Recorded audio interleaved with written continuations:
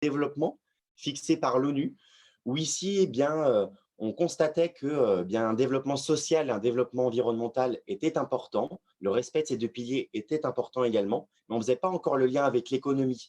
On ne considérait pas que l'économie et le social étaient forcément liés et pouvaient avoir des impacts.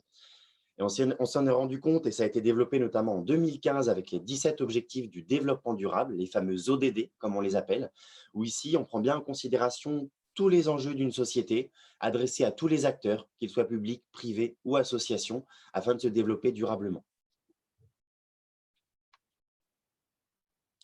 Et donc, on revient à ces principes de définition de la RSE. Donc, RSE, pour les personnes qui ne le savent pas encore, ça découle de la RSO, la responsabilité sociétale des organisations, et donc la RSE, responsabilité sociétale des entreprises. Ça encadre la contribution au développement durable. Ça regroupe l'ensemble, comme l'a dit Julien, le volet économique, l'impact plutôt social et sociétal, et la notion environnement. Toutes ces règles sont prises en compte dans la norme ISO 26000, qui est la responsabilité d'une organisation vis-à-vis de son impact, de ses décisions et activités sur la société et sur l'environnement. Donc, sur la norme ISO 26000, on a 7 piliers qui sont les 7 principes fondamentaux, avec notamment les droits de l'homme, les relations et conditions de travail, l'environnement, la gouvernance, qui sont aussi liés aux relations et conditions de travail, communauté et développement local, l'implication de l'entreprise au sein de sa communauté et de son territoire, questions relatives aux consommateurs, comment bien partager l'information de l'entreprise et montrer aussi qu'on a des actions qui sont positives pour notre environnement social et écologique. Et la loyauté des pratiques. On n'est pas là pour faire du greenwashing, on est là pour dire les choses comme elles sont et comme elles se font avec cette forme d'honnêteté, et c'est important pour les consommateurs et aussi pour l'entreprise et ses salariés. Donc, on a les 7 principes de comportement, la redevabilité, la transparence, le comportement éthique, la reconnaissance des intérêts des parties prenantes, le respect du principe de l'égalité, prise en compte des normes internationales de comportement. On ne va pas échanger avec des entreprises qui sont dans certains territoires de la même façon qu'avec d'autres, en respectant voilà, leurs règles sociétales et le respect des droits de l'homme. On a la chance en France d'être dans un pays qui voilà, qui est l'un des pays à l'origine des droits de l'homme, et comparé à beaucoup d'autres territoires sur la Terre, on n'a pas trop de questions à se poser là-dessus. Pour cette présentation, on a décidé avec Julien de faire plutôt un focus sur 5 piliers plutôt que sur 7, les 2 autres étant, je dirais, un petit peu raisonnés et raisonnables sur notre territoire. On voulait plutôt faire le focus sur la partie économie, sociale, environnement, sur la partie gouvernance et l'attachement au territoire. C'est aussi pour ça que Magali Chenel fera son intervention après nous, pour compléter un peu nos arguments sur cette partie territoire notamment. Si je peux compléter sur cette slide et sur finalement la simplification de l'ISO 26000, c'est une norme qui est internationale et donc destinée à tous les pays, tous les acteurs dans le monde. Comme le disait Benoît, en France, on n'a pas trop de soucis, entre guillemets, à se faire vis-à-vis des droits de l'homme. Voilà, on est une législation qui est très importante. Donc, on décide de les simplifier aussi afin d'avoir une meilleure compréhension, une meilleure réflexion du sujet, qui soit plus accessible. Parce que la norme ISO 26000, comme je le disais, n'est pas certifiable et je vous déconseille de la lire. C'est un bon paquet d'informations et ces infos sont quand même difficiles à digérer. C'est un bon livre de table de nuit, sincèrement. C'est très important, c'est une ligne directrice et on le développera par la suite. Il y a des labels qui en découlent, étant donné qu'elle n'est pas certifiable, cette norme, car c'est une ligne directrice qui permet finalement de suivre votre démarche en interne. On a quelques éléments pour étayer un petit peu ces 5 piliers. Sur la partie économie, notamment la lutte contre la corruption, qui peut être présente dans certains secteurs, la production responsable, qui est une notion très importante, puisque Julien l'a expliqué aussi tout à l'heure, et on a quand même des richesses qui ne sont pas inépuisables. Et il y a un moment, il faut faire un petit peu attention là-dessus. L'équilibre des fournisseurs aussi, ça peut être une difficulté pour les entreprises de n'avoir qu'un seul fournisseur et de se mettre en difficulté si ce fournisseur est lui-même en difficulté. Et dans cette crise qu'on peut vivre actuelle et la crise économique qui devrait suivre, ça risquerait d'être important. La pérennité, la capacité d'emprunt aussi pour une entreprise, ça permet de se développer, d'aller faire de la recherche pour toujours optimiser ses pratiques et aussi les produits qui sont proposés à ses clients et la dépense économique. Sur le volet social, on a bien sûr le bien-être au travail qui est de plus en plus prenant. On a une législation qui est en France assez contraignante, mais qui a ses limites. Sur le principe de la RSE, on essaie d'aller un petit peu plus loin en donnant un peu plus la parole à ses salariés, ce qui permet une implication un peu plus importante aussi. Et on ressent un gain de productivité, je dirais, auprès des salariés qui n'est pas négligeable et qui est vérifié par des études. Les notions de salaire aussi sont importantes, cette forme de transparence un petit peu et d'explication des salaires pour éviter voilà, les non-dits ou quelquefois les conflits en interne. Les sécurités et conditions de travail, en France, c'est une obligation, mais ça reste important et pas toujours appliqué et pas toujours compris par les salariés. Emploi, compétences, formation, la partie formation dans l'entreprise est importante. On oublie souvent quand des salariés sont en poste depuis un petit moment qu'ils ont aussi besoin de monter régulièrement en compétences et de continuer à se professionnaliser, je dirais, dans leur métier. Tout ça est forcément lié à un développement lié à l'environnement, l'économie des ressources, comme on l'a déjà évoqué à plusieurs reprises, la sensibilisation des équipes, des démarches environnementales dans une entreprise ne peuvent se faire qu'à titre d'équipe. On n'imposera pas à des équipes de faire des choses qui pourraient paraître dans un premier temps contraignantes, alors que si c'est une décision d'équipe, les choses vont d'elles-mêmes, je dirais, et souvent les équipes arrivent à aller plus loin que les objectifs qui avaient été fixés à la base. Bien sûr, on en revient à l'économie des ressources avec les matières premières, le bon choix des matières premières, se pencher aussi notamment sur le réemploi des matériaux. C'est des notions qui vont être de plus en plus importantes dans le futur proche et moyen terme. Le choix des énergies, bien sûr, ça va aussi pour moi avec les matières premières. Les déchets, comme je le disais, ne pensons plus déchets, mais pensons plutôt réemploi. Et la biodiversité, bien sûr, est liée à l'environnement. Sur la gouvernance, hein, on en reparlera peut-être un petit peu plus en détail avec Julien tout à l'heure, mais l'intégration des parties prenantes, partager avec ses salariés les inquiétudes ou les développements qui peuvent être faits dans l'entreprise, permet une meilleure implication de son équipe et généralement un meilleur résultat. C'est important. Après, il y a des méthodes qui sont à mettre en place, mais le retour est souvent très positif. La parité au sein de l'organe décisionnel, c'est voilà, des notions qui sont de plus en plus présentes et c'est vraiment bien. On a encore quand même des différences salariales entre les hommes et les femmes. On est au 21e siècle dans un pays comme la France. Il y a clairement des décisions qui sont à prendre et il faut continuer à aller dans le bon sens. La Il y a Fabien justement qui voulait aussi réagir par rapport au respect des droits de l'homme. Ne pas oublier le devoir de vigilance quand les fournisseurs ou les sous-traitants sont à l'étranger. Ouais. Tout à fait. Avec les donneurs d'ordre notamment, effectivement. Ouais. On a cette implication sur l'international où c'est vrai que les règles dans les pays duquel on importe des produits peuvent ne pas forcément avoir la même application des droits de l'homme. Il faut être vigilant là-dessus. Voilà, les notions de prix sont importantes quand on achète des marchandises ou des services, mais pas que. Et on le voit bien sur le développement à plus long terme d'une entreprise et ça peut être très préjudiciable. Il y a eu des entreprises qui ont quand même eu des revers cinglants, notamment au niveau médiatique, pour avoir fait travailler des enfants, participer ou financer indirectement des gouvernements totalitaires, des choses comme ça. Ça peut aller très loin. Il y a des vigilances à avoir, il y a des chartes ou des documents à faire respecter par ses fournisseurs et c'est pas anodin.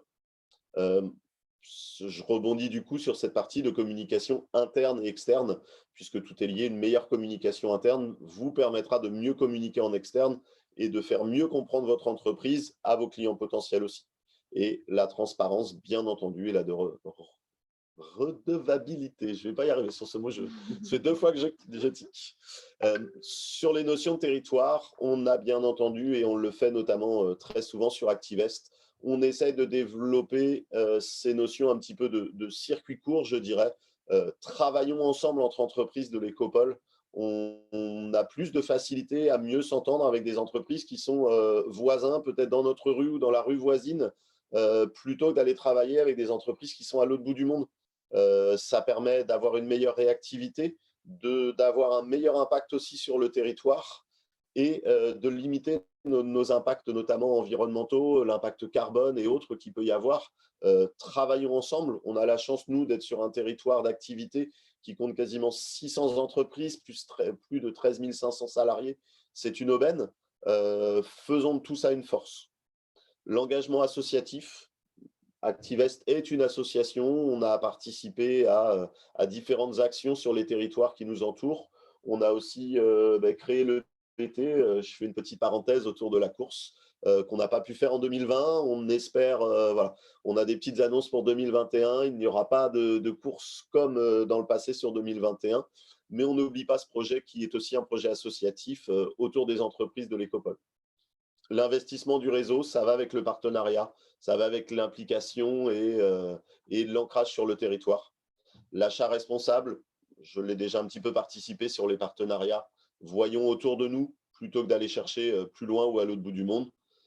Et le mécénat peut être une forme de solidarité, de soutien à son territoire, auprès d'associations, auprès d'œuvres caritatives, auprès de projets sportifs ou culturels.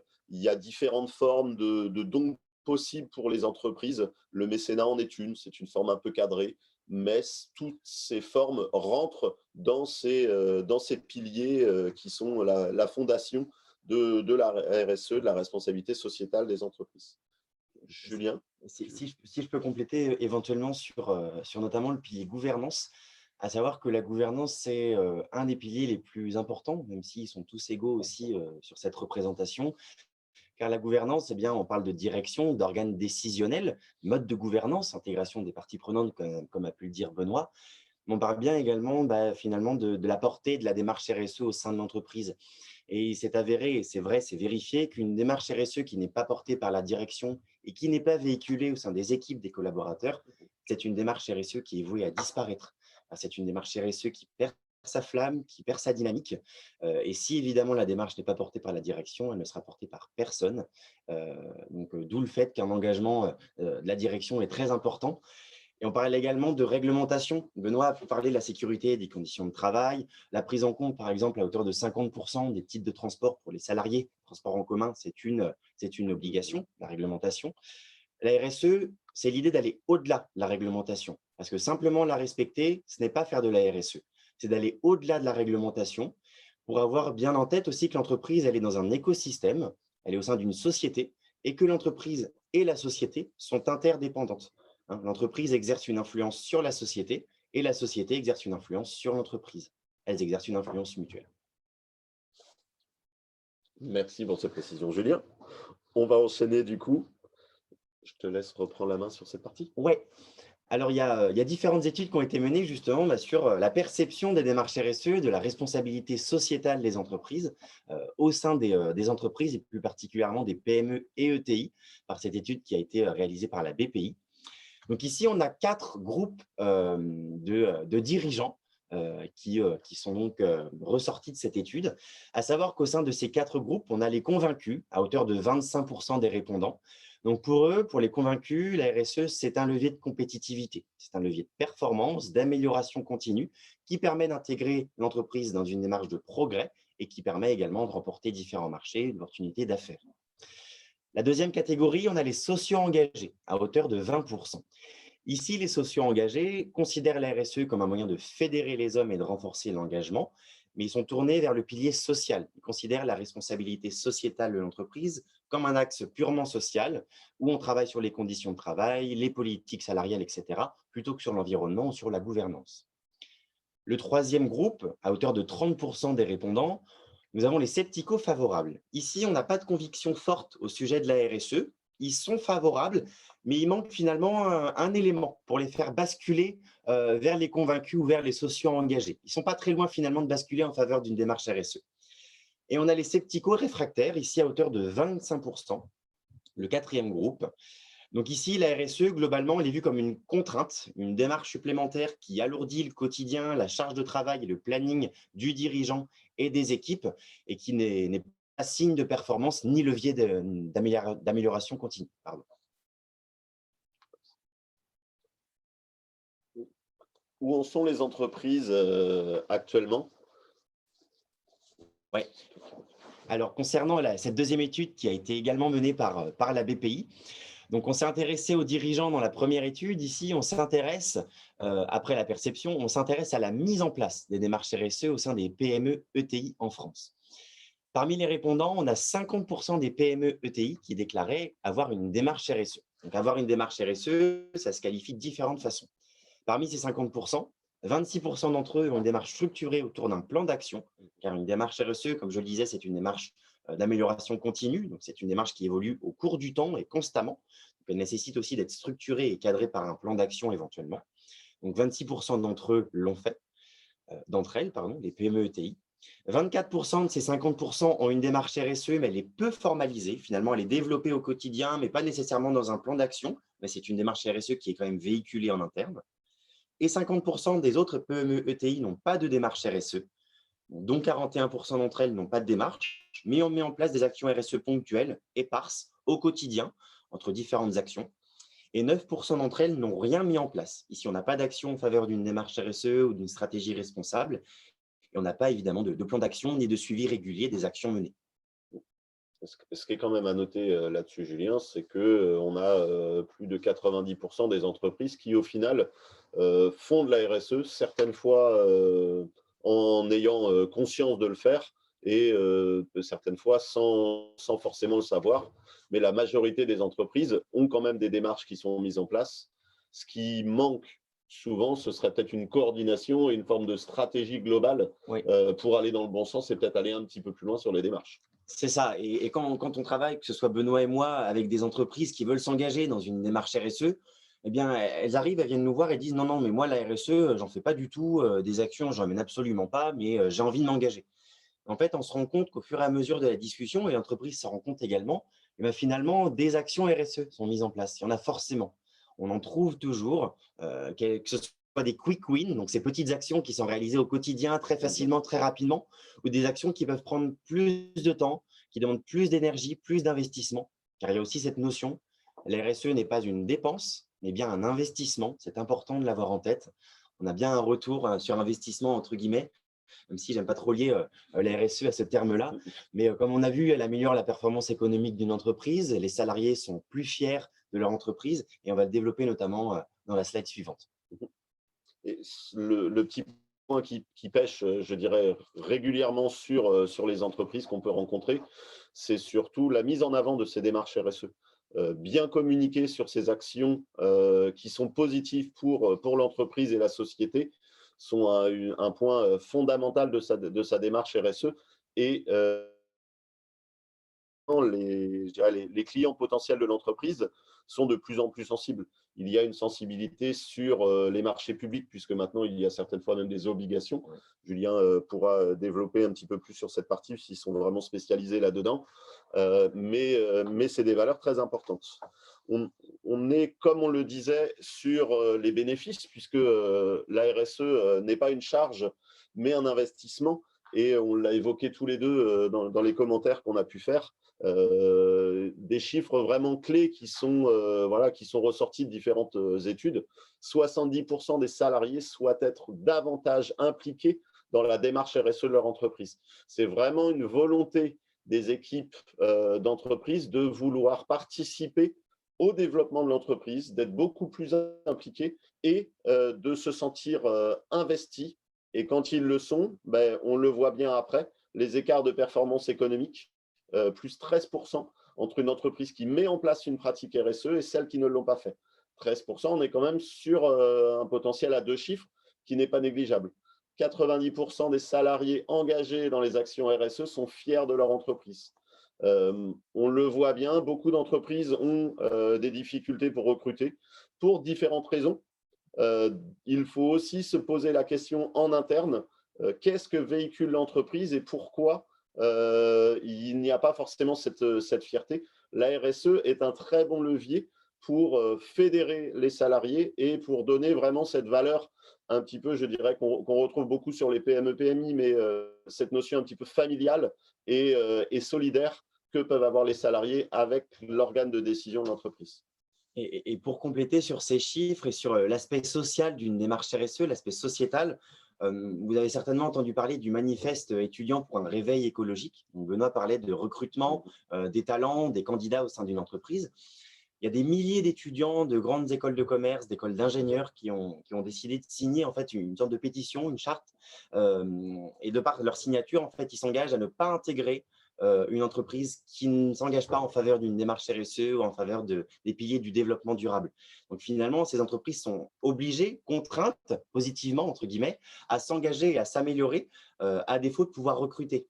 Et cette notion de recrutement, elle s'intègre notamment dans la notion de marque employeur. La marque employeur d'une entreprise, c'est le fait d'attirer des candidats, de les recruter, mais surtout de les fidéliser et de les conserver au sein de leur structure.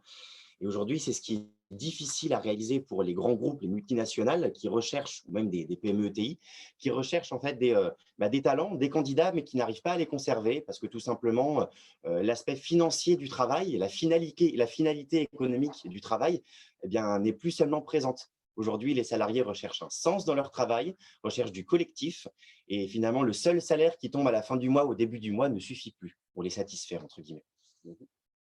Et quand on parle de bénéfices, on est dans une période, comme on l'a évoqué rapidement tout à l'heure, mais de crise importante, qu'elle soit sanitaire ou économique. Et la crise économique qui va suivre certainement cette crise sanitaire devrait avoir un impact fort sur nos territoires. Des études aussi sont sorties, et notamment un très bel article dans les Échos, où les entreprises qui ont lancé ces démarches RSE sont ressortis de crises passées, notamment le krach de la bourse de 2008, c'était bien celui-là. Alors là aussi, entre guillemets, c'est le krach, mais les difficultés qu'a connues la bourse en début d'année aussi. D'accord.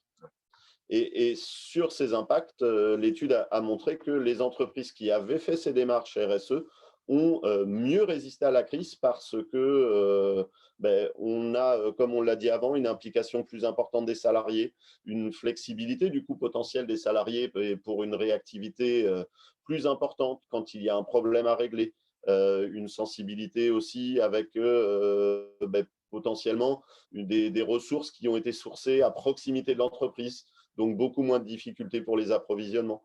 On l'a vu actuellement sur la crise sanitaire, les produits qui venaient de l'autre bout du monde ont eu beaucoup plus de difficultés à rentrer sur le territoire.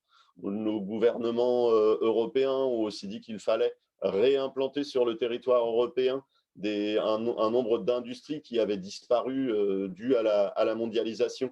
Toutes ces choses-là ont un impact fort en temps de crise. Et on le voit bien, c'est que quand on a une crise, notre marché autour de nous se resserre. Donc, soyons plus forts au niveau territorial et au niveau local. Ça renforce nos entreprises d'autant plus. Julien, j'ai une petite question pour toi. Mathilde nous demande, est-ce que tu peux nous rappeler le nom du manifeste qu'ont signé les diplômés des grandes écoles? Oui, alors c'est le manifeste étudiant pour un réveil écologique. Merci, Julien. Avec plaisir. Alors ici, sur cette slide, on vous parle de développement durable et de RSE depuis une trentaine de minutes. On va s'intéresser plus spécifiquement à la France ici, parce qu'on a parlé de l'ISO 26000, voilà, la norme internationale qui cadre la RSE dans le monde. Mais on va s'intéresser à la RSE en France. En 2019, donc l'année dernière, au printemps 2019, il y a une loi qui a été votée, qui s'appelle la loi Pacte, la loi pour un plan d'action pour la croissance et la transformation des entreprises, Pacte. Et au sein de cette loi qui a beaucoup d'informations, beaucoup de données, beaucoup de catégories, eh bien, on a 3 notions qui sont fondamentales pour la RSE et qui permettent finalement de placer la RSE au plus haut dans la législation française.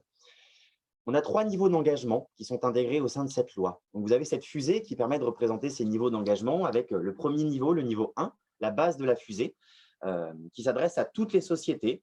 Hein, le code civil a été complété. Ici, la société est gérée dans son intérêt social en prenant en considération les enjeux sociaux et environnementaux de son activité.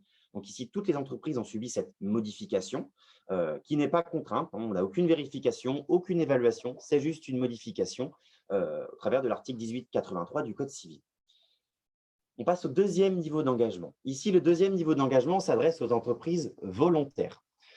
Les entreprises volontaires ont le choix de définir une raison d'être statutaire. Alors là, vous allez me dire, mais c'est quoi une raison d'être?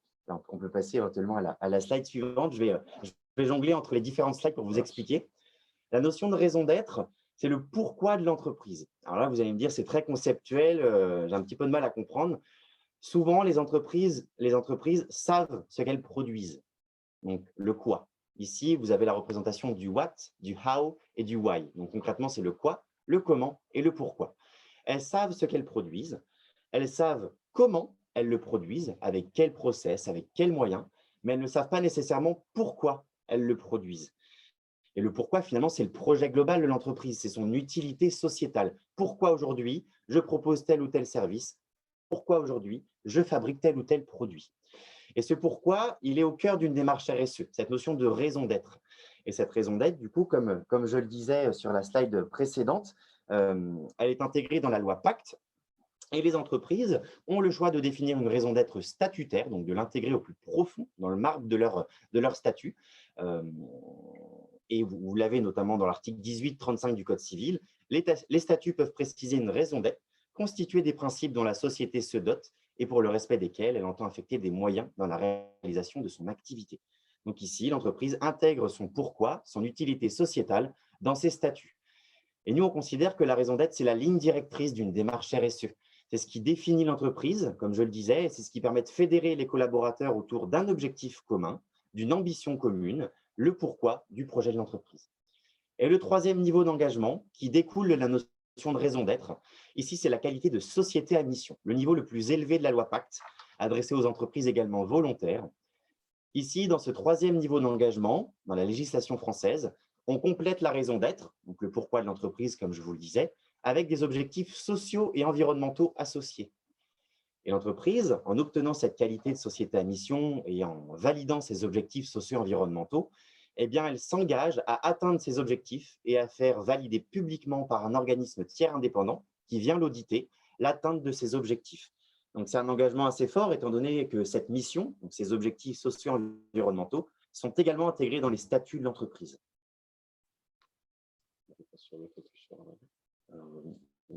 Ouais. Éventuellement, pour compléter sur la slide juste d'avant, pour revenir rapidement sur la raison d'être, attention à ne pas confondre avec un slogan, une baseline, une marque publicitaire ou tout simplement pour faire de la communication. La raison d'être, comme je le disais, voilà, c'est bien le projet de l'entreprise et il y a quelques pièges à éviter, des critères de réussite. Et notamment, voilà, je vous parlais des pièges à éviter, c'est d'envisager la raison d'être uniquement comme un slogan marketing, bien la corréler avec la stratégie de l'entreprise, éviter les termes trop flous ou trop précis, trop engageants également, parce qu'il y a beaucoup d'entreprises qui souhaitent s'engager au maximum, que ce soit au travers de leur raison d'être ou pour devenir société à mission, et finalement n'ont pas les ressources, n'ont pas les moyens d'atteindre leurs ambitions et se voir évoquer en fait leur qualité. Il y a Fabien justement qui veut réagir et qui dit qu'il aime bien cette citation du rapport Nota-Sénard qui dit la notion de raison d'être constitue le retour de l'objet social au sens premier du terme quand cet objet était d'intérêt public. Voilà, tout à fait, effectivement. Il s'est très bien encadré également au sein de ce rapport et je vous invite à aller voir la vidéo du conférencier Simon Sinek, qui est un conférencier et auteur britannique qui développe le why de l'entreprise. Bon, elle est en anglais, on pourra l'envoyer éventuellement dans le support, je vous mettrai le lien avec plaisir. Ici, vous avez quelques exemples de raisons d'être, justement pour vous illustrer aussi cette notion. Donc, on va passer très rapidement parce qu'aujourd'hui, il y a à peu près 80-90 entreprises en France qui se sont dotées d'une raison d'être statutaire. Voilà, à ne pas confondre avec la raison d'être non statutaire également. Donc, Danone, grosse entreprise multinationale présente sur beaucoup de continents, apporter la santé par l'alimentation au plus grand nombre. Et si on compare avec Tribal Noyal, qui est également une entreprise de l'agroalimentaire dans le 35, en Ille-et-Vilaine, ici, leur raison d'être, c'est de nourrir sainement de la terre à l'assiette. Et pour vous faire comprendre que les mots comptent, les mots sont importants au sein d'une raison d'être, on voit ici que Danone s'intéresse plus particulièrement à la santé apportée par l'alimentation, le fait de répondre aussi éventuellement à des objectifs de développement durable en lien avec la lutte contre la faim, par exemple. Là où Tribal Noyal s'intéresse plus particulièrement à la culture, à l'agriculture, là où on a bien cette transformation en fait, des matières issues de la terre jusqu'à l'assiette, à la bouche de l'individu. Donc, on a bien des spectres différents en fonction des mots qu'on choisit, ce qui caractérise, comme je le disais, les activités de l'entreprise.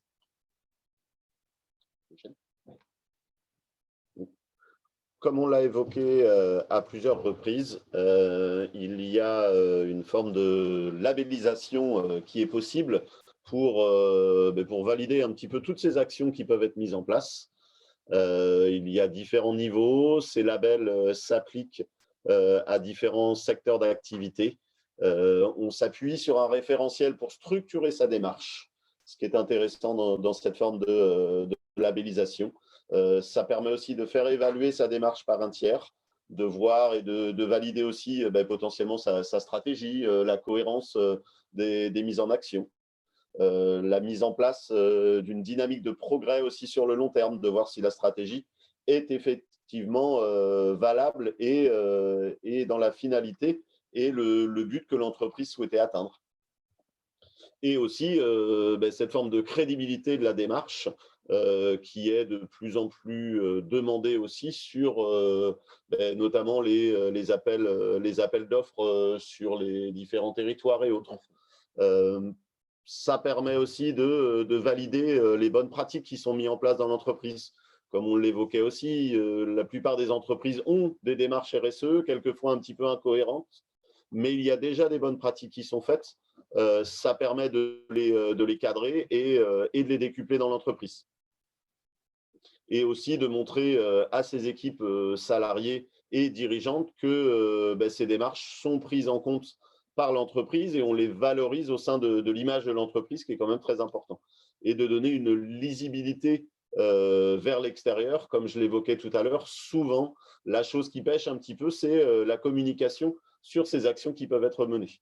On a les principaux labels engagés RSE, Lucie, EcoCert, qui sont peut-être les labels qui sont le plus utilisés autour de nous. Julien, tu veux en dire un petit peu plus sur ces labels? Ouais, pour revenir sur la notion de label, à savoir que ce n'est pas une obligation, évidemment. Les entreprises qui se lancent dans la RSE ne sont pas obligées, bien évidemment, d'obtenir un label. Ce n'est pas une fin en soi. Comme on le disait, c'est bien une démarche de progrès. Donc, finalement, le label vient attester de votre engagement à un temps donné. Et cet engagement va évoluer également au fil du temps. Et c'est bien pour ça que la norme ISO 26000 n'est pas certifiable, car c'est une démarche qui évolue beaucoup. Comme le disait Benoît, il y a les principaux labels ici qui sont représentés à l'écran, notamment 3, engagés RSE, donc de l'Agence française de normalisation, donc un label français. Le label Lucie 26000, qui découle également de la norme ISO 26000, qui est plutôt adressée aux PME ETI, françaises également. Et le label B Corp, pour B Corporation, donc les Benefit Corporation. Ici, ce label, donc avec le B noir, il est très intéressant. C'est un label international qui a été développé aux États-Unis et qui est arrivé en France en 2015. C'est aujourd'hui un des labels les plus exigeants en termes de RSE. On compte seulement une centaine d'entreprises en France à l'avoir et à peu près 3500 dans le monde. Donc, c'est très peu à l'échelle de la planète, à l'échelle de la France pour un label, pour vous préciser. Parce que vous avez un certain niveau à atteindre. Et l'idée de ce label, c'est chaque idée avancée, chaque action avancée doit avoir une preuve derrière pour le justifier. Donc finalement, le greenwashing, la communication qui n'est pas transparente, elle n'existe pas au sein de ce label.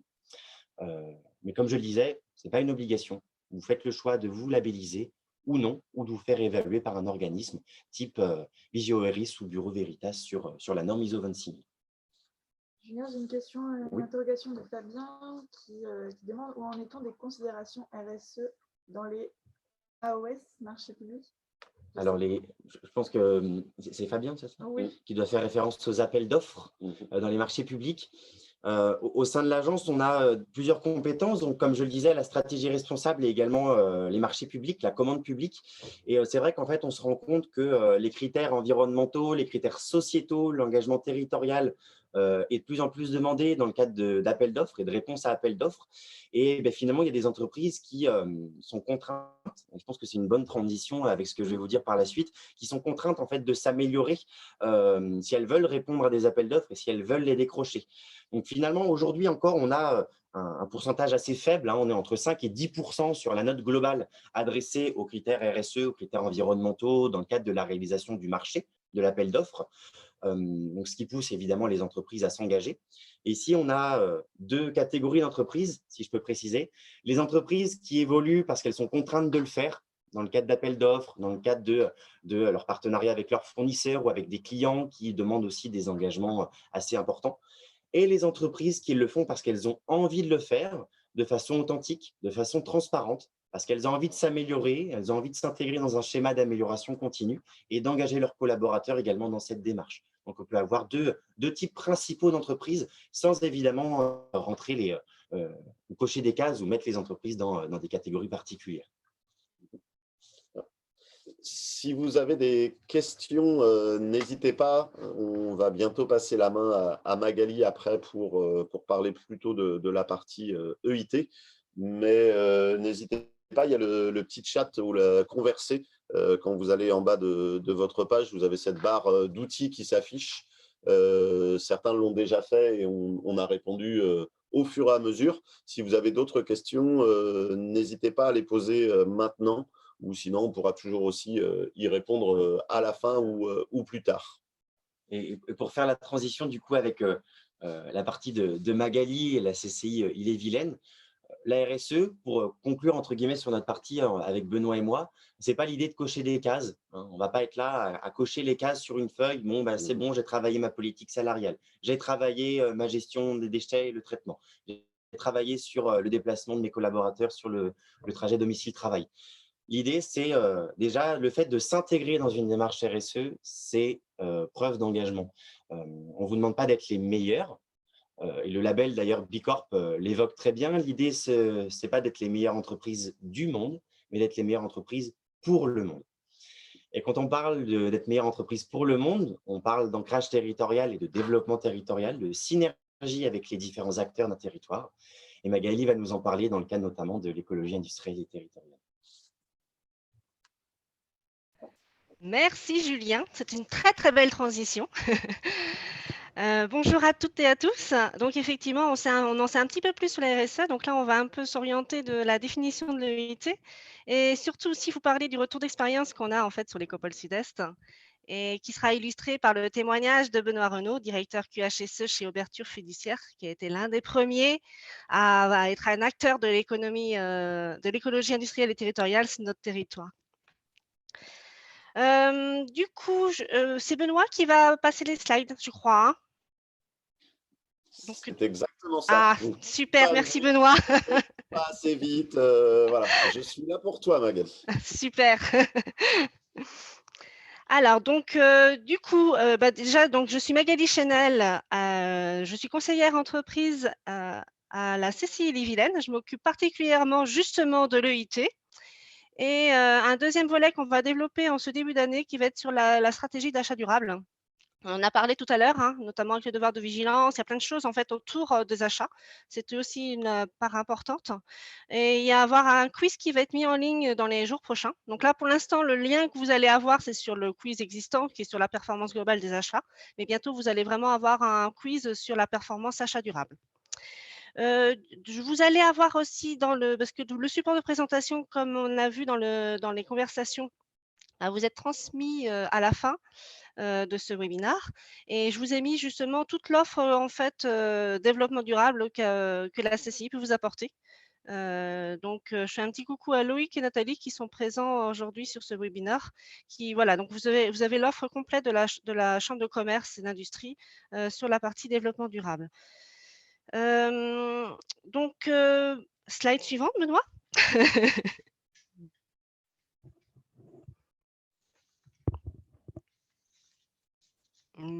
Merci.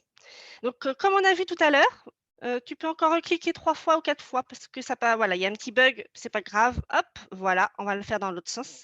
Donc comme on a vu tout à l'heure, Julien et Benoît nous ont parlé, ils nous ont bien défini ce que c'était la RSE avec ces 5 grands piliers et c'est vrai qu'elles correspondent tout à fait à l'économie circulaire et à l'EIT. Donc économie sociale, environnement, gouvernance et territoire. Et comme on disait tout à l'heure, en fait, la RSE, c'est l'application en fait, du développement durable en entreprise qui repose sur ces 5 grands piliers. Et ben, l'économie circulaire, c'est une des déclinaisons de la RSE. Elle était là depuis longtemps, on l'avait juste un peu oubliée là. Donc c'est vrai que l'urgence climatique nous a un petit peu voilà, réveillés et on repense l'entreprise de façon globale. Et il y a beaucoup de choses qui se passent en ce moment. On a parlé tout à l'heure effectivement de la loi Pacte. On a aussi la loi AGEC, la loi anti-gaspillage et économie circulaire qui est sortie en ce début d'année, où là, il y a vraiment l'objectif de transformer en profondeur notre économie actuelle pour avoir une transformation en circulaire plutôt que linéaire. Donc, au travers de ces 130 articles en fait de la loi AGEC, je vous mets le lien d'ailleurs, je vais vous mettre le lien tout de suite, comme ça vous pouvez aller voir aussi sur le site internet. Je vous ai mis plusieurs liens. Donc, cette loi AGEC, elle se décline en 5 grands axes. 1. Sortir du plastique jetable. 2. Lutter contre le gaspillage et favoriser le réemploi solidaire. 3. Agir contre l'obsolescence programmée. 4. Mieux produire. 5. Mieux informer les consommateurs. Et c'est vrai que cette loi nous fixe en fait des objectifs à court et moyen terme pour devenir une économie circulaire. Alors du coup, je vous ai mis dans la conversation aussi le lien parce que tout ça va se décliner aussi au niveau des territoires. La région Bretagne a sorti dernièrement justement sa feuille de route aussi sur l'économie circulaire. Vous retrouverez le lien dans la conversation. Et aujourd'hui, vraiment, pour vous, entreprise, c'est une réelle opportunité. Il faut savoir que dans le cadre du plan de relance qu'on a actuellement, il y a 500 millions qui sont prévus justement pour des investissements en économie circulaire. Donc aujourd'hui, vraiment, c'est une vraie opportunité pour vous de saisir ces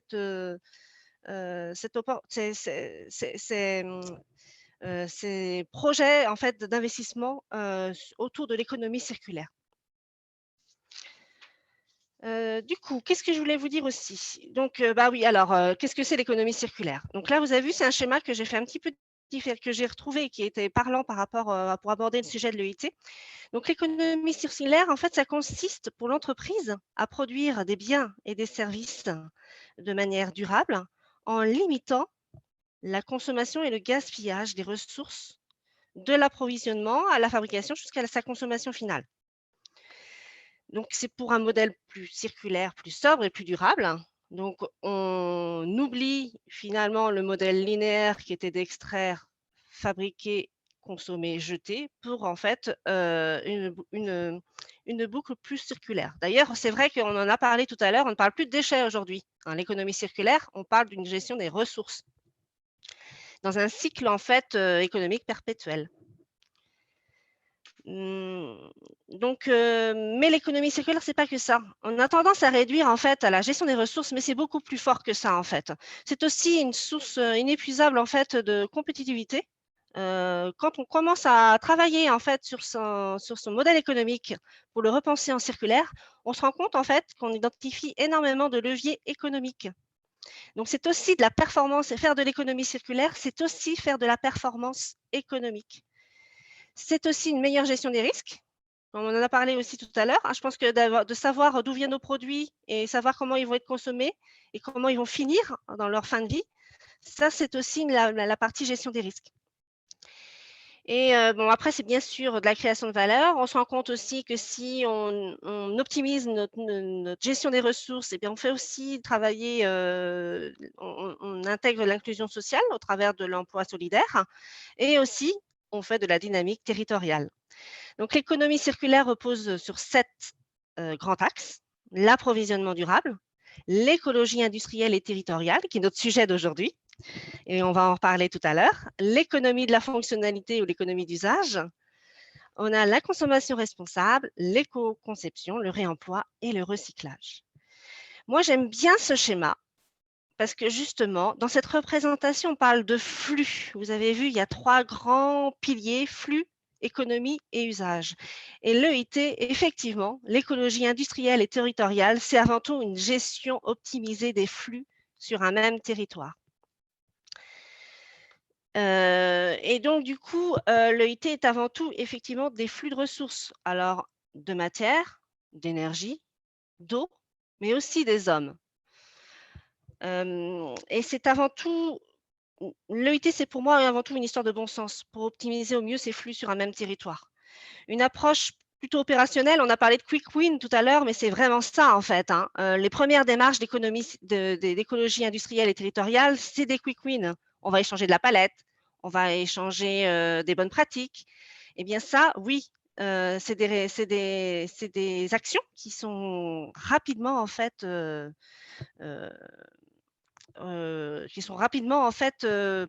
productibles et reproductibles surtout.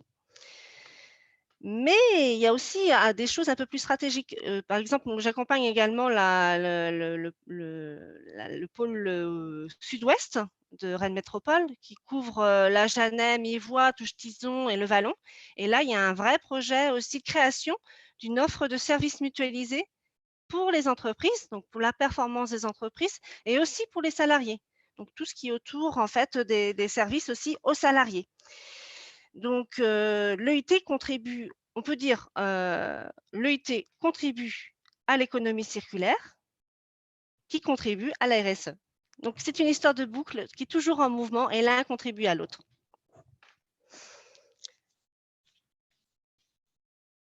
Du coup, page suivante, Benoît, merci.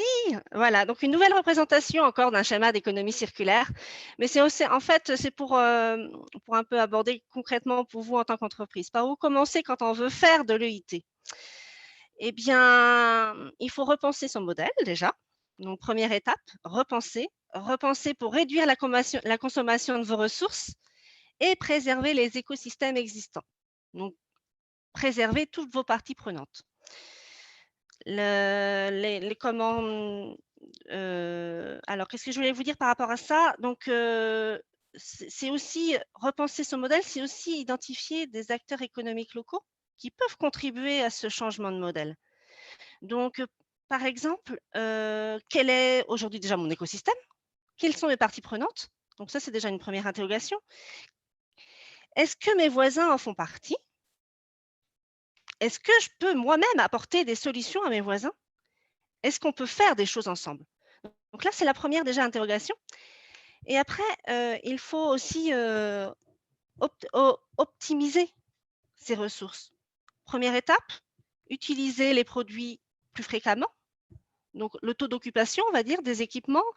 Est-ce que, par exemple, est-ce que je peux mutualiser des ressources, des équipements avec mes voisins pour une utilisation optimale? Est-ce que je peux louer ou emprunter un équipement à mon voisin? À l'inverse, est-ce que moi, j'ai des équipements, des salles de réunion qui ne servent pas qu'une fois ou 2 fois dans le mois, qui peuvent servir aussi à mon voisin? Il y a un deuxième axe, comment on peut prolonger la durée de vie des produits et des composants? Est-ce que j'ai des réparateurs sur ma zone? Est-ce que je peux prolonger la durée de vie de mes équipements et de mes machines? Est-ce que aussi je peux acheter un produit de seconde main plutôt qu'un produit neuf? Ou simplement, est-ce que je peux louer plutôt qu'acheter? Donc il y a plein d'interrogations qu'on doit avoir et qu'on doit en fait profiter pour identifier des leviers d'action rapides et efficaces pour gagner en performance économique, sociale et environnementale et territoriale, bien sûr. Enfin, c'est donner une nouvelle vie aux ressources. Comme on disait tout à l'heure, il n'y a plus de déchets, il n'y a que des ressources. Donc, quand j'ai plus besoin de quelque chose, est-ce que je peux le donner ou le vendre à mon voisin en seconde main? Par exemple, je peux recevoir des palettes de mes fournisseurs que je n'utilise pas et que je jette. Peut-être qu'un de mes voisins en a besoin. Ça peut être des rebuts de production aussi, hein, qui peuvent servir de matière première chez un autre voisin. ça peut être aussi moi-même que j'ai besoin, par exemple, de doufline ou de carton pour faire mes emballages pour expédier à mes clients. Peut-être que mes voisins ont ce genre de ressources. Toujours se poser la question. Est-ce que déjà, première chose, est-ce que votre déchet a une valeur? Parce qu'aujourd'hui, c'est un coût. Hein. On sait que le déchet, aujourd'hui, c'est un coût. Et demain, ça sera encore un coût beaucoup plus important. Si ce déchet a une valeur, ça veut dire qu'un acteur économique peut très bien être intéressé par ce déchet. Et moi, je reprendrais bien en fait la petite phrase de Jules Coignard, cofondateur de Circulaire, qui disait qu'un déchet, c'est une ressource qui est au mauvais endroit. Ben oui, sûrement, parce qu'il y a forcément un déchet qui peut servir à quelqu'un d'autre. Vous voyez tous les leviers de l'UIT que nous pouvons mener à l'échelle locale, hein. C'est très important en fait. Et en plus, l'avantage de l'écologie industrielle et territoriale, c'est la petite boucle. C'est la petite boucle la plus vertueuse. On est en circuit court. Vive le circuit court. Bon voilà, sans compter que c'est vrai que, comme on disait tout à l'heure, en fait, le faire de l'UIT, c'est s'engager aussi. C'est aussi un sentiment d'appartenance pour agir localement, en fait, pour un monde et pour une vie meilleure aussi, hein. Que ce soit pour son entreprise, comme on disait tout à l'heure, hein, on est dans la performance, mais aussi pour ses salariés, ses collaborateurs et aussi, surtout, pour son territoire. Donc, c'est vrai que l'UIT, c'est juste, en fait, un levier très efficace qui est très peu exploité aujourd'hui et qu'on pourrait effectivement développer. Du coup, Benoît, je veux bien la page suivante pour qu'on parle quand même de la définition officielle. Donc l'écologie industrielle et territoriale, en fait, c'est issu de la loi du 17 août 2015 relative à la transition énergétique pour la croissance verte. On l'a définie comme une quantification de flux de ressources, et notamment de matière, d'énergie et d'eau, à optimiser les flux de ces ressources utilisées et produites à l'échelle d'un territoire, pertinent dans le cadre d'actions de coopération, de mutualisation et de substitution de ces flux de ressources, limitant ainsi les impacts environnementaux et améliorant la compétitivité économique et l'attractivité des territoires. Donc ça, c'est la source officielle du ministère de la Transition écologique. Et moi, j'ai une question à vous poser. Vous ne pensez pas qu'il manque quelque chose en termes de flux, justement, dans cette définition officielle du ministère? Je vous laisse répondre dans la conversation. Si vous avez une idée, hein, sinon.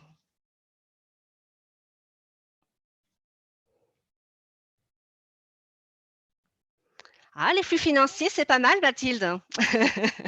Effectivement, il y a les flux financiers. Ah, les RH. Merci, Nathalie. Oui, on a oublié les humains. Je trouve que dans cette définition, justement, on ne parle pas assez d'humains. L'écologie industrielle et territoriale, c'est aussi une histoire d'hommes, hein. Vous savez, sans hommes, on ne peut pas faire d'activité économique. Et donc, c'est important aussi, je trouve, d'intégrer la notion d'homme, cette notion de ressources immatérielles. L'écologie industrielle et territoriale, c'est des synergies de ressources matérielles et immatérielles. Et oui, Benoît, les flux de services, effectivement.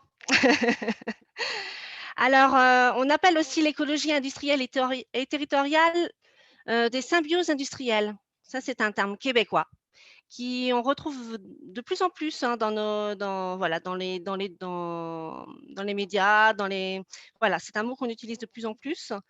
Et on a aussi le mot synergie interentreprise que nous, à la CCI, on utilise forcément puisque nous, on accompagne les entreprises, hein, donc mais je trouve que synergie interentreprise, c'est un peu réducteur.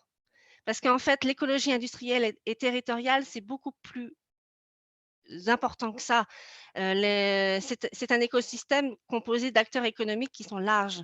Donc la synergie, elle est au-delà de l'interentreprise. Elle peut être avec des écoles, elle peut être avec des associations, elle peut être avec des centres de recherche, elle peut être avec les citoyens qui composent son territoire. L'écologie industrielle et territoriale, c'est des synergies entre acteurs économiques. Je veux bien, Benoît, que tu passes à la slide suivante.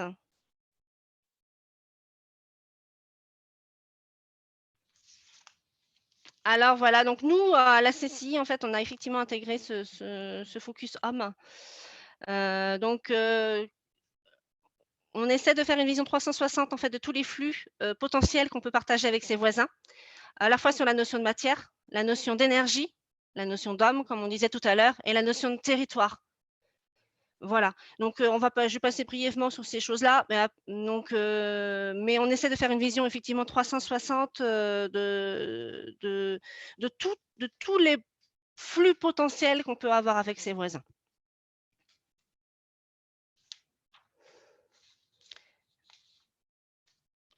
Du coup, concrètement, Benoît, on va passer à la slide suivante pour voir vraiment ce qu'on a donc pour vous, en fait, ce qu'il faut comprendre quand on fait de l'écologie industrielle et territoriale. Je pense que Benoît va vous en parler, mais en fait, déjà, c'est réduire vos coûts. Ça, c'est comme on disait tout à l'heure, c'est de la performance économique avant tout.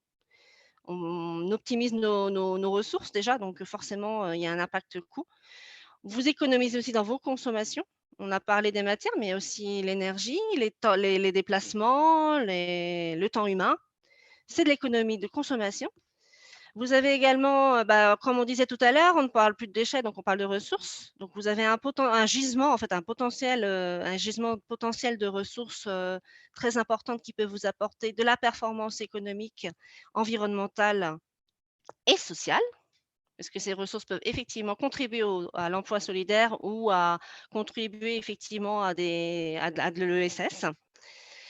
Vous avez, comme on disait tout à l'heure, hein, quand on connaît mieux ses voisins, on peut également travailler ensemble.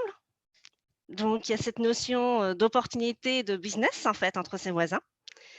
Il y a la notion aussi, bien sûr, de dynamiser le territoire. Hein. Du coup, vous créez une dynamique territoriale forte avec une bonne connaissance de vos acteurs économiques sur votre territoire. Et du coup, vous renforcez par ce travail collaboratif, en fait, cette notion d'attractivité. Et bien sûr, du coup, ça va forcément générer une dynamique de croissance et de développement qui va générer bien sûr de l'emploi et surtout un ancrage territorial fort pour vos salariés et pour attirer de nouveaux talents. Donc, comme on disait tout à l'heure, c'est aussi mieux se connaître. Et ça, c'est un pilier très important dans l'écologie industrielle et territoriale. Quand on est sur un territoire, on a intérêt à mieux se connaître et travailler ensemble. Et bien sûr, c'est mieux vivre en entreprise. Hein. C'est quand même le titre de notre webinaire ce matin. Du coup, comme on disait tout à l'heure, les bénéfices sont importants en temps normal hein, et encore plus en temps de crise. Moi, j'ai été bluffée, hein, sincèrement, parce que nous, on accompagne on accompagne donc, les synergies interentreprises sur le territoire depuis 2018. Donc, on a effectivement, au-delà de l'Écopole Sud-Est, on a toutes des entreprises du département, en fait, hein, qui sont déjà, en fait, dans cette démarche d'économie circulaire et d'écologie industrielle et territoriale. Et moi, j'ai été bluffée en fait lors du Covid parce que c'est vrai que lors du premier confinement, on a été confrontés en fait par des pénuries de pays pour les professionnels de la santé, dont le CHU de Rennes, et aussi des organismes comme l'hôpital à domicile ou l'ADMR. Et vous avez été vraiment d'une très grande générosité et solidarité économique, et vous avez pu répondre en fait à leurs besoins par du don ou des opportunités, des mises en relation avec des acteurs qui avaient déjà ces EPI. Donc, c'est vrai que quand on est sur des périodes de crise, l'EIT a vraiment une force incroyable et c'est plus facile en fait aussi pour absorber les chocs. On se sent moins seul et on se relève grandi de ce genre d'événement. Et c'est vrai que, voilà, je voulais juste faire un aparté par rapport à ça. On a pu prouver en fait hein, que la force d'une connaissance de notre écosystème et qu'on se connaît bien, eh bien les choses vont très vite et très efficacement. Oui, Nathalie, excuse-moi, 2016. Bah oui, parce que moi, j'ai effectivement, Nathalie, c'est depuis 2007 avec PNSI. Tout à fait. Bravo Nathalie, parce qu'effectivement, et Benoît Renaud en faisait partie justement, donc il va vous pouvoir parler aussi de l'émergence qu'il y a eu pendant à ce début de ce dispositif PNSI, Plan National des Synergies Interentreprises, qui a été mené avec la région Bretagne et l'ADEME. Merci Nathalie pour cette précision.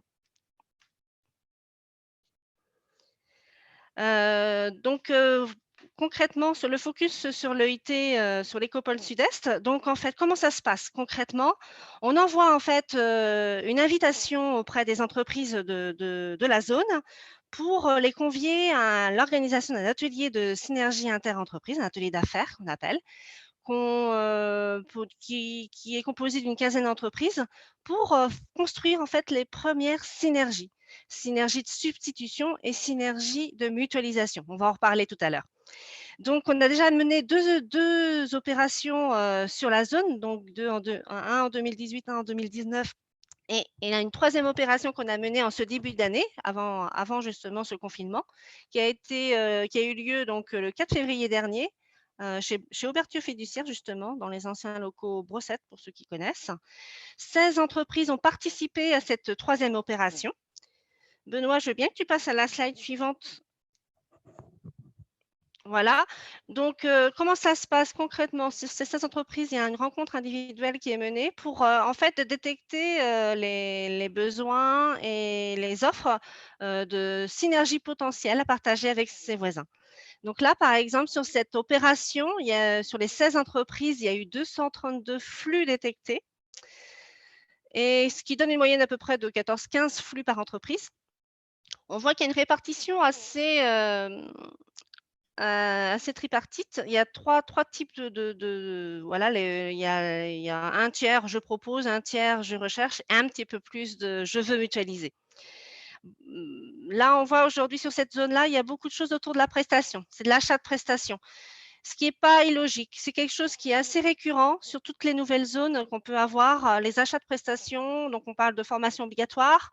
On parle, par exemple, des achats de prestations de sécurité sur la zone. Ça peut être des achats aussi de consommables, des achats d'espaces verts. Donc, des choses qui sont facilement, en fait, des quick wins, des choses qu'on peut facilement mettre en place sur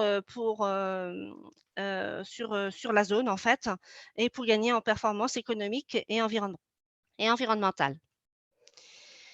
Donc juste après, du coup, Benoît, je veux bien que tu passes à la petite slide suivante. Merci. Du coup, l'atelier d'affaires a lieu. Là, sur cet atelier, il y a eu 10 entreprises qui étaient présentes. Donc 4 nouvelles. On essaye de renouveler en fait à 50% en fait le renouvellement des entreprises pour permettre justement de garder cette dynamique territoriale et puis continuer en fait faire découvrir en fait aux nouveaux, et ceux qui sont déjà bien habitués vont très vite en fait ont l'habitude de travailler ensemble et de construire des nouvelles synergies. Donc sur cet atelier, il y a eu 27 besoins et ressources qui ont été exprimés, parce qu'on leur demande en fait de prioriser les besoins et les ressources qui sont prioritaires pour eux, et 33 synergies potentielles ont été identifiées. Du coup, si on passe à la page suivante, Benoît, voilà, donc comment ça se passe? L'atelier s'organise en 2 temps. Un premier temps, on est sur de la synergie de substitution. Donc, j'ai un besoin, l'entreprise qui est présente autour de la table peut répondre à mon besoin. Ou l'inverse, j'ai une ressource, je peux la proposer à mes voisins. Est-ce qu'il y a quelqu'un qui est intéressé autour de la table? On appelle ça les matchs. Donc là, j'ai pris un exemple concret. Donc, comme on disait tout à l'heure, l'entreprise priorise ce qu'ils veulent mettre en avant ce jour-là. Et donc, par exemple, là, l'entreprise recherche du rayonnage pour équiper son entreprise. Et bien là, nous avions la réponse en fait d'Auberture et de West France qui pouvaient effectivement répondre à son besoin. Alors des fois ça match, des fois ça matche pas. Donc là, par exemple, il y avait aussi l'entreprise souhaitait travailler sur le document unique. Il y a aussi des entreprises Alliance Froid Cuisine et Ouverture qui se proposaient d'échanger justement sur les bonnes pratiques. L'inverse, donc dans cette période, il y a le je recherche, il y a aussi le je propose. Donc la mettait notamment à disposition un transpalette manuel qui a eu beaucoup de succès, puisqu'elle a été proposée sur les 2 ateliers, sur le premier et le deuxième. Et elle avait aussi pour projet une formation Excel, donc elle souhaitait mutualiser avec d'autres entreprises. Voilà un peu les exemples un peu concrets de ce qu'on peut mettre en place sur ces c'est des petites synergies, mais qui se construisent et qui instaurent en fait un climat de confiance et de relations aussi pérennes avec les entreprises voisines. Et en deuxième partie, donc ça dure à peu près une demi-heure. Et en deuxième partie, on va travailler sur les synergies de mutualisation. qu'est-ce que nous, on peut faire ensemble. Benoît, je veux bien que tu passes à la deuxième slide. Donc là, on est sur une demi-heure en fait où les entreprises vont choisir déjà ce qu'ils veulent mutualiser. Donc, c'est eux qui priorisent. Et après, ils vont travailler une demi-heure ensemble en fait sur leur feuille de route. Voilà ce qu'ils vont faire. Donc, concrètement, sur le dernier atelier, donc slide suivante, on a eu 2 groupes de travail qui se sont montés. Un premier qui est sur les déchets, sur comment mieux valoriser les déchets. Donc, pendant une demi-heure, en fait, ils ont réfléchi à qu'est-ce qu'on pouvait mettre en place. Voilà.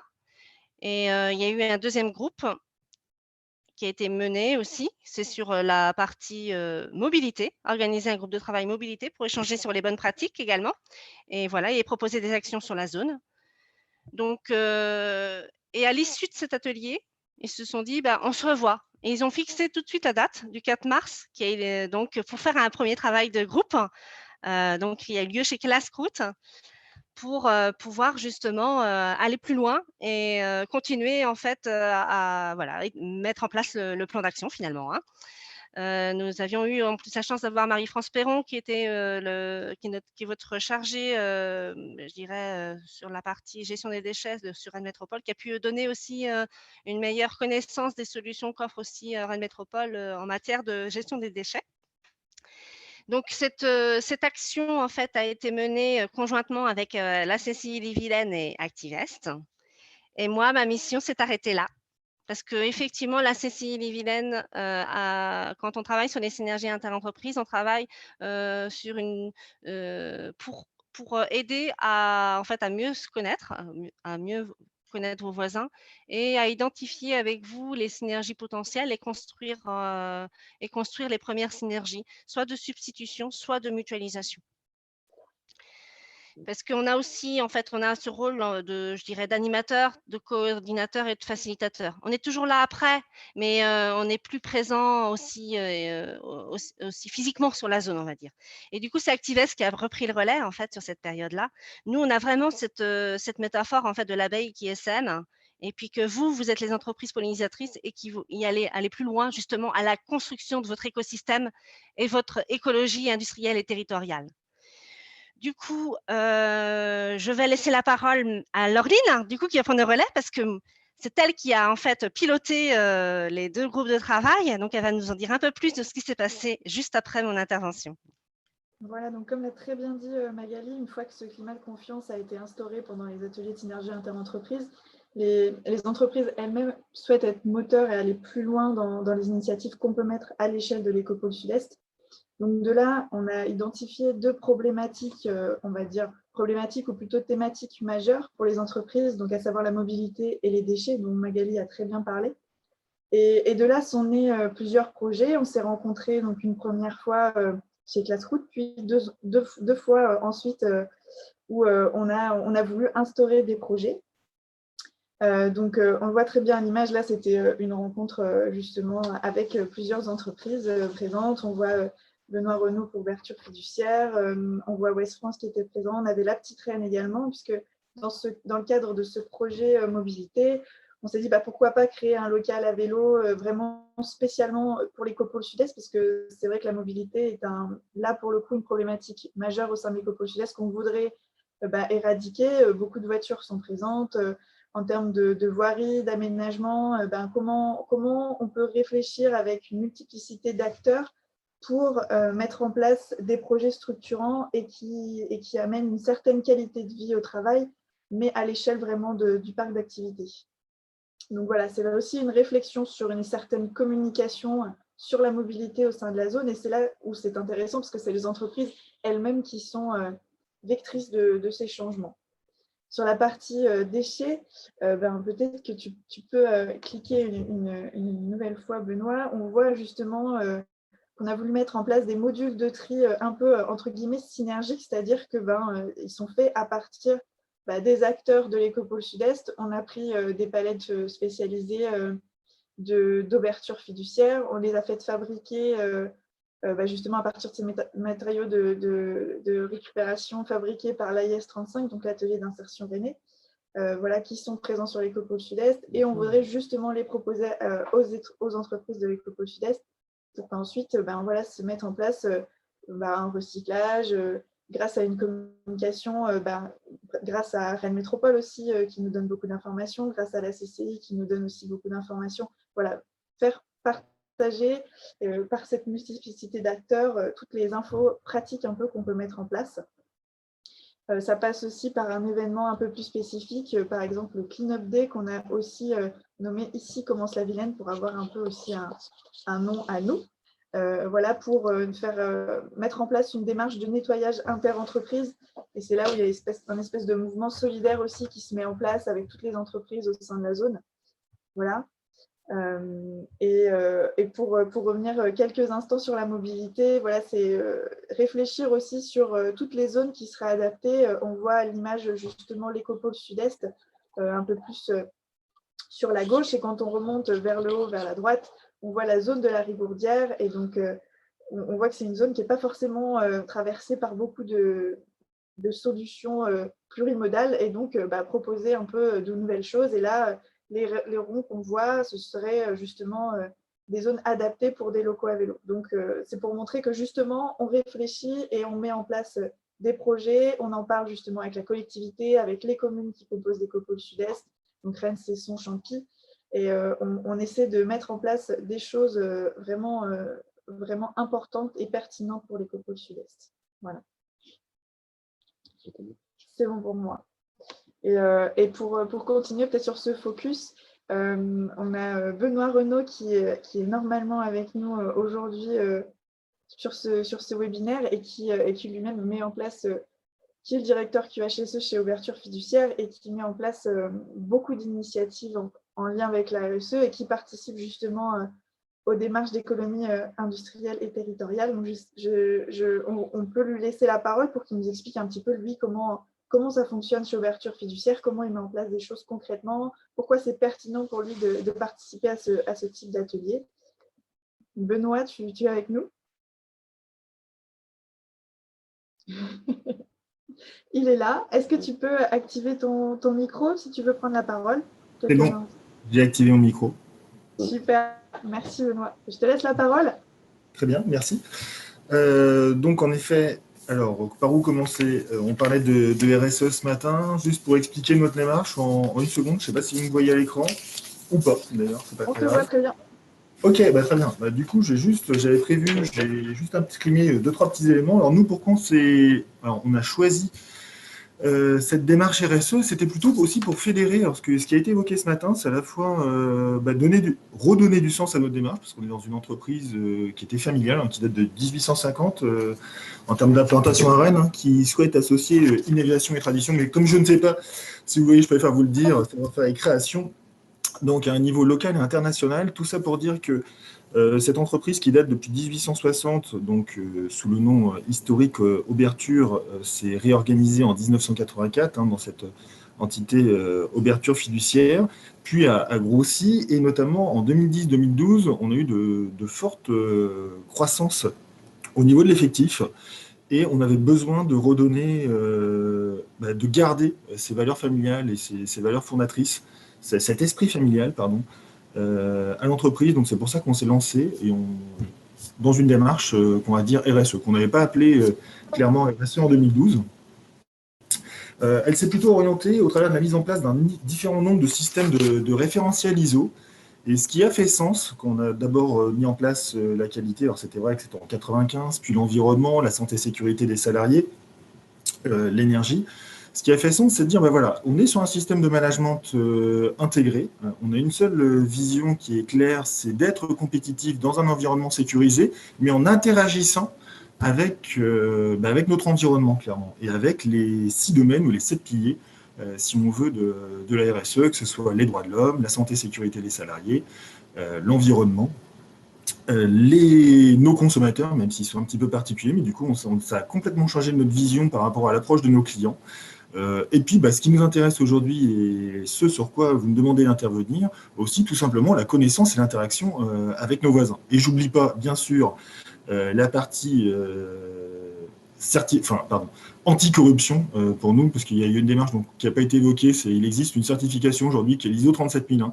Il y a peu d'entreprises qui sont engagées dans cette démarche-là, et au moins, parce que c'est ce qu'on souhaite aussi chez Ouverture, c'est quand on fait une démarche, il ne faut pas non seulement, c'est ce que vous évoquiez tout à l'heure, c'est OK, c'est très facile de parler, de dire qu'on fait du RSE, mais qu'est-ce qu'il y a comme élément factuel pour évaluer justement votre évolution et donner du sens aussi aux salariés, qu'on soit sur des éléments palpables. Pour être sur des éléments palpables, il y a en effet des certifications sur chacun de ces 6 domaines, et bien sûr le pilier fondateur qui va être l'ISO 26000. Et du coup, on s'est engagé dans une démarche, on s'est fait évaluer ISO 26000, c'est assez récent, puisque c'était en janvier de cette année, qui nous a donné, donc, avec l'AFNOR, juste pour un retour d'expérience, on a obtenu un label engagé et confirmé, un niveau confirmé.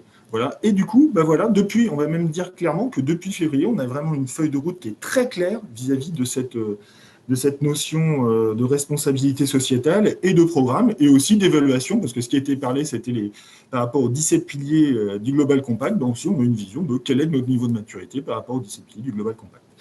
Voilà, je m'arrête sur ce côté-là. Je reviens donc vraiment sur quel est l'intérêt d'engager au niveau local une démarche RSE. C'est ce qui a été dit. Alors déjà, je tenais à souhaiter qu'en effet, on s'est engagé dans cette démarche le 1er mars 2016 avec la CCI. Au départ, avant, on n'interagissait pas. On était vraiment avec un fonctionnement bête et méchant en silo. Du fait de notre activité, on ne souhaitait pas échanger forcément avec nos voisins directs. On préférait toujours maintenir de la distance. On s'est dit, mais attends, il faut arrêter. Il y a plein de valeurs sur le territoire. Moi, c'est aussi des éléments qui nous sont proches, de pouvoir interagir avec les acteurs locaux. Donc, on s'est dit, OK, allez, on part dans le PNSI. Et depuis qu'on s'est lancé dans le PNSI, donc en 2016, on a tout d'abord... comme ce qui a été évoqué par Magali, que je remercie, et Nathalie Delfour aussi, qui est pas loin, qui est à l'origine de cette démarche. On a commencé d'abord par échanger ce qu'on va appeler, ce qu'on appelait des déchets, aujourd'hui qu'on appelle des ressources, clairement. Et depuis le 1er mars 2016, aujourd'hui, on a interagi avec 32 entreprises. Donc il y a 32 entreprises avec lesquelles on interagit plus ou moins régulièrement pour revaloriser des produits. Voilà, ça c'est le premier point. Et disons que le premier cap, déjà à franchir, en effet, c'est de se connaître. Tant qu'on n'a pas le visuel, c'est vrai que on décroche le téléphone, on se dit, tiens, il y a une entreprise de déménagement, ça peut peut-être les intéresser. Et tant que ce contact physique n'est pas établi, c'est pas évident de passer ce cap, ces appréhensions qu'il peut y avoir en se disant, mais tiens, comment je vais faire pour récupérer ces produits, qui va être en charge de la livraison, sur quel prix je me passe. Donc à ce niveau-là, donc la CCI a mis en place des fiches ressources qui sont excessivement du coup intéressantes et qui peuvent déjà donner un premier cadre pour échanger. Ça, c'était le premier point.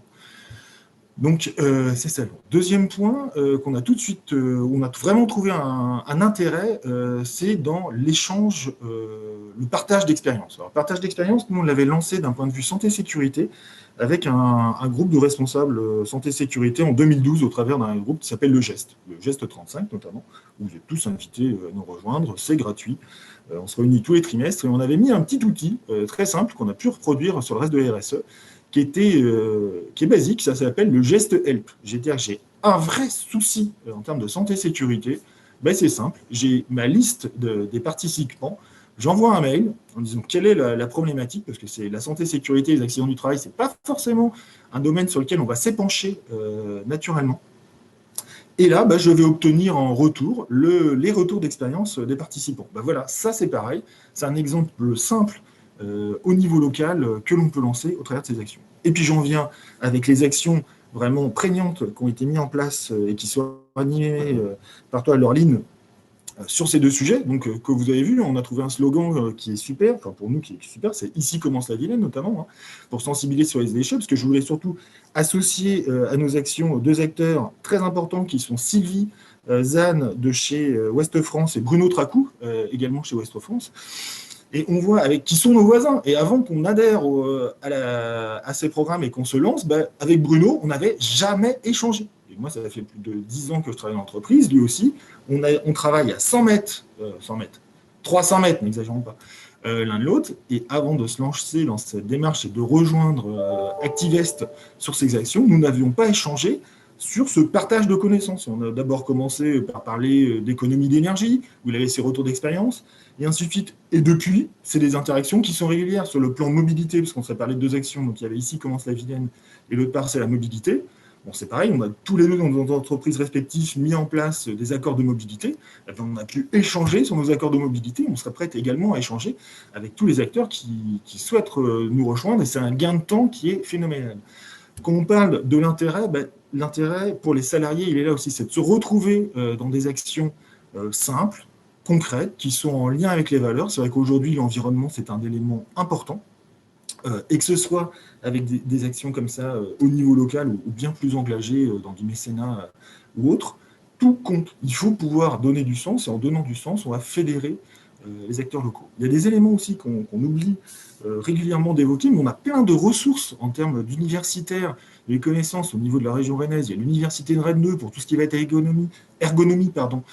Vous avez également, il ne faut pas les oublier, mais les écoles d'ostéopathie qui interviennent. Alors pourquoi je parle de ces éléments? Parce que c'est des éléments qui sont gratuits, parce qu'on dit toujours sinon, ah oui, mais la RSE, ça coûte de l'argent, ainsi de suite. Non, aujourd'hui, je n'ai même pas évoqué des coûts financiers, ça c'est des éléments gratuits que vous avez à votre disposition. Il faut savoir à la fois les mobiliser, parce qu'on va être toujours dans un échange gagnant-gagnant. Nous, ce qu'on va rechercher dans ces types de prestations, c'est de l'échange gagnant-gagnant. C'est-à-dire que j'ai un besoin, et il y a un savoir de l'autre côté, avec des étudiants qui ont besoin de trouver un stage, eh ben c'est parfait. Ça permet de les mettre en avant et de leur offrir une première expérience.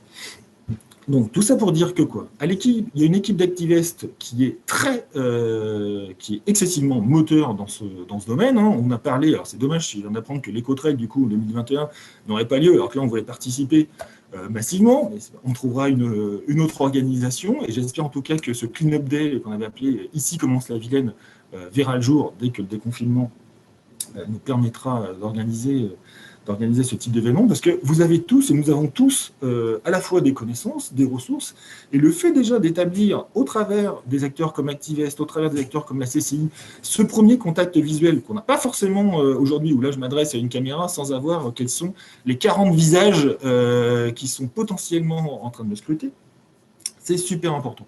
Donc, s'il vous plaît, rejoignez ces actions. Mobilisez-vous. Là, j'ai été gêné, en effet, quand vous mettiez en avant les actions d'ouverture. Sachez que c'est clairement pas aujourd'hui notre volonté de faire de la pub sur ces sujets-là. Hein. Nous, on est vraiment là, on s'est aperçu qu'on était vraiment dans un... Enfin, c'est pas qu'on s'est aperçu, on sait qu'on est dans un ancrage territorial, mais là, on veut vraiment le valoriser. On voit que ça va beaucoup plus vite en travaillant local. Aujourd'hui, les prestataires, j'ai plus de prestataires à l'international, on est sur les prestataires qui vont être dans un région proche. L'intérêt que je vois tout de suite là, c'est qu'on a traversé une crise, nous on a tout le temps continué l'activité, et grâce aux acteurs locaux, on a pu continuer l'activité. On aurait continué avec des acteurs internationaux en Allemagne et ainsi de suite, ben là on était bloqué. Là, on a trouvé des ressources aux alentours de Rennes, dans un rayon de 30, 50, 100 km, qui nous ont permis aussi de continuer l'activité pendant cette période de mars, avril et mai qui a été assez compliquée. Et d'autre part, quand vous parliez de RSE, tout à l'heure, vous évoquiez en effet que c'est l'engagement des salariés qui est fort. Ben, dans cette période-là, on a monté avec les salariés un plan de continuité sur les mesures sanitaires qui a été fait tout de suite, auquel les salariés ont adhéré naturellement. Il n'y a même pas eu, il y a bien sûr eu, comme je pense dans toutes les entreprises, une petite semaine de flottement, 2-3 jours de flottement, mais naturellement, tout le monde a dit « Ok, on y va, on a une communication qui est transparente, c'est clair, pas de souci, on vient ». Bien sûr, il y a des personnes, comme dans toute entreprise, qui étaient plus ou moins à l'aise, qui sont rétractés, mais on a vraiment une adhésion qui était énorme.